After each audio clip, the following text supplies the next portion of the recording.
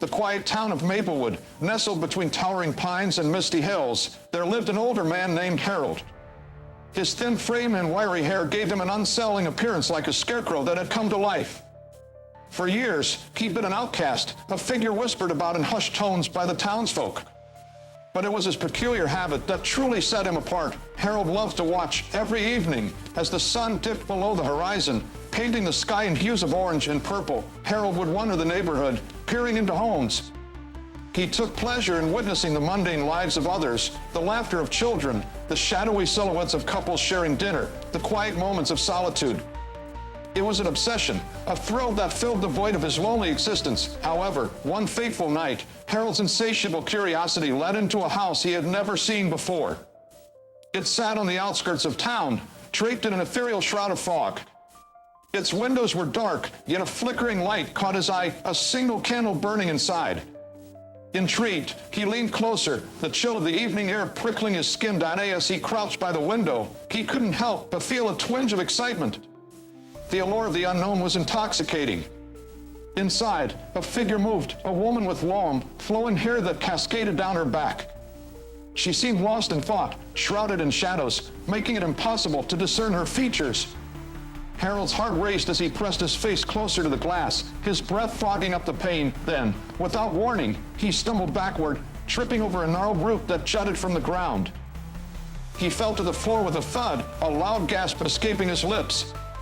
The woman turned sharply at the noise, her eyes locking onto the window where Harold knelt. In that moment, dread washed over him. Her gaze, cold and piercing, sent chills coursing through his body, backslash in before he could scramble to his feet and flee. She stepped closer to the window. The candlelight flickered, illuminating her face. A twisted smile stretched across her lips, sharp teeth glistening in the dim light. "I've been waiting for you," she whispered, her voice melodic yet laced with an unnatural chill. Down Harold's heart raced as he scrambled to escape, but the world around him darkened, the fog closing in like a suffocating blanket. Panic surged through him, and he ran, but the trees seemed to twist and turn, leading him back to the same spot, as if the forest itself had conspired against him. Backslash in. Suddenly, he felt the presence behind him. Spinning around, he saw the woman, now standing just a few feet away, her form shifting and morphing into something grotesque, a nightmarish figure cloaked in shadows and flickering candlelight. Her smile widened, revealing more teeth than any human should possess, each one stained crimson.